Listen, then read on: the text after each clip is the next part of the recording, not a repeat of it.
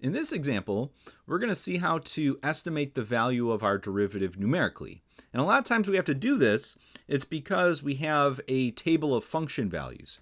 We don't have a nice formula for our function, we just have kind of a list of some of the values of our function.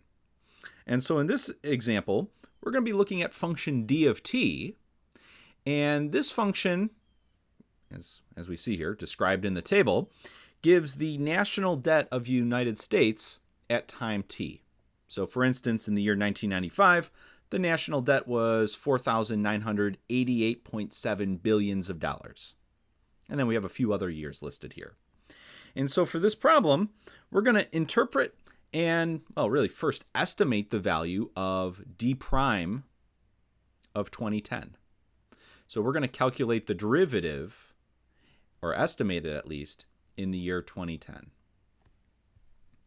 So first of all, what is the derivative, d prime, evaluated at 2010? It's the limit as t approaches 2010 of d of t minus d of 2010, all divided by t minus 2010. So it's just the limit as t approaches 2010 of the change in the debt value divided by the change in time. So the issue here is we're doing the limit as t approaches this specific time. And if we look at our table, we only have a couple different values surrounding 2010. We only know the value at 2005, and we only know the value at 2015. So we can't really calculate this limit exactly based on what information we have. We don't have all the information here. So the best that we could do, given this information, is an approximation. So how are we actually going to approximate this derivative? How are we going to approximate this limit as time gets closer to the year 2010? Well, the approach we're going to take, and there's other ways to approximate the derivative, but the approach we're going to take is, say, look at what happens over this time interval where we kind of go out into the future. So we go from 2010 to 2015. We look at the average rate of change over that time interval. We also look at, if we were to go back in time, so go from the interval from 2005 to 2010, look at the average rate of change of that over that time interval. And so we'll have these two values. One of them kind of covers the past, one of them kind of covers the future, and what we'll end up doing is we'll just average those two results together. So we're going to do kind of like a left-hand difference quotient and a right-hand difference quotient.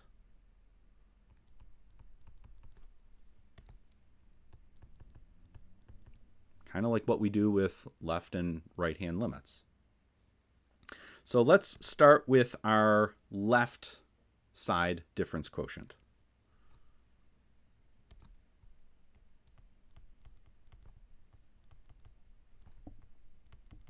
So what is this going to look like?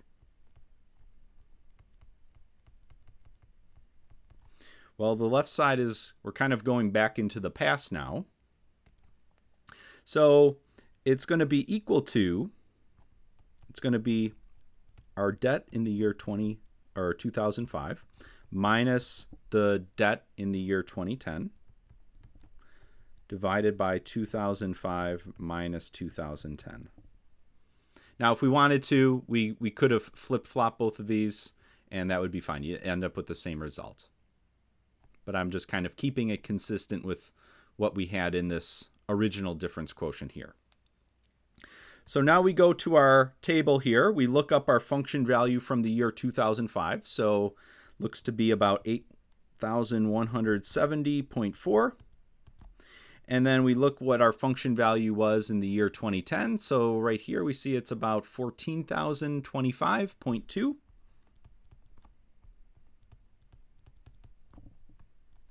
And then we do the calculation in our denominator here, so that's -5.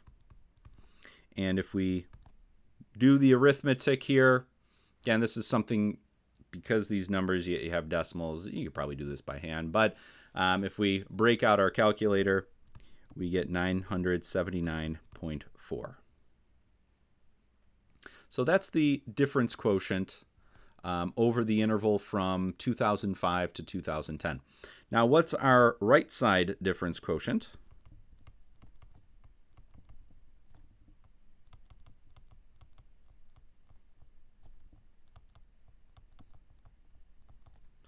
So in this case, we're going to use the year 2015. So we'll do the difference quotient of 2015, or the function value at 2015 minus our function value at 2010, divided by 2015 minus 2010. Now, how do we get these function values? Well, we get them from our table. So our debt, or the function value in the year 2015, is right here, 18,922.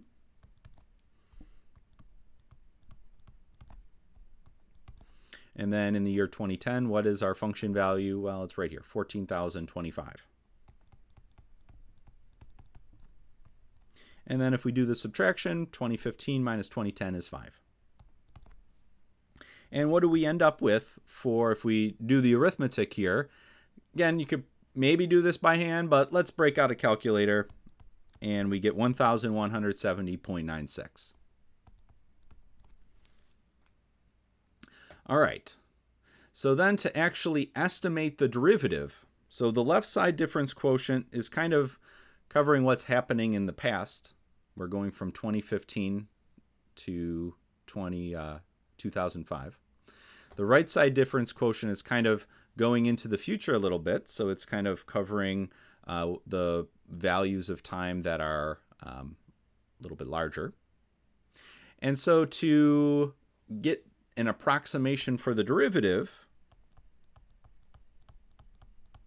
we're just going to average these two results together. So it's going to be the average of these two difference quotients.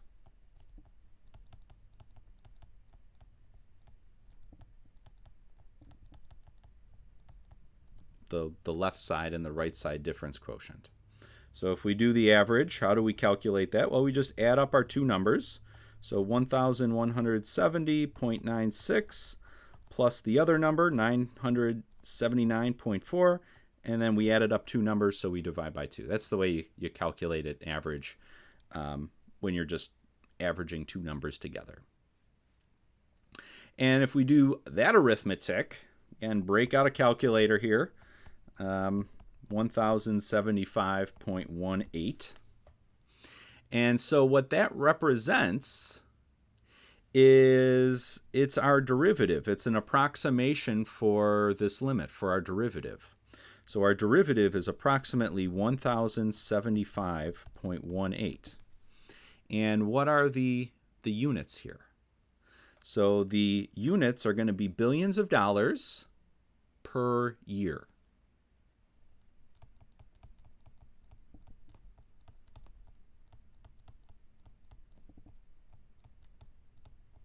So what this number really represents is it's saying our national debt, the national debt of the United States in the year 2010 is increasing at a rate of approximately 1,075.18 billions of dollars per year.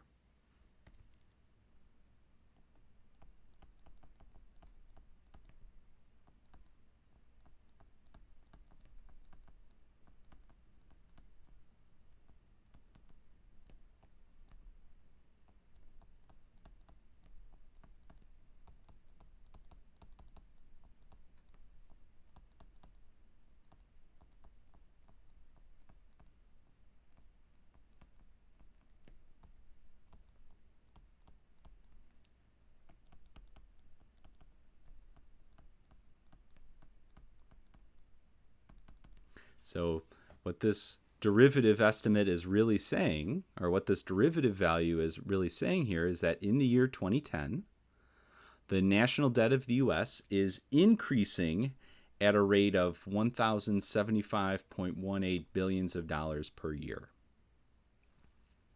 So using the difference quotient, we can kind of approximate the value of our derivative. Now, we're not able to, based on the information we have here, we're not able to calculate this limit precisely because we only have a few select data points here. So we only have so much information to actually use. So in this case, the best that we could do is this approximation. We only have so much information to work with. All right, so this is an example of how we can approximate a derivative numerically, where we have a list of function values here. All right.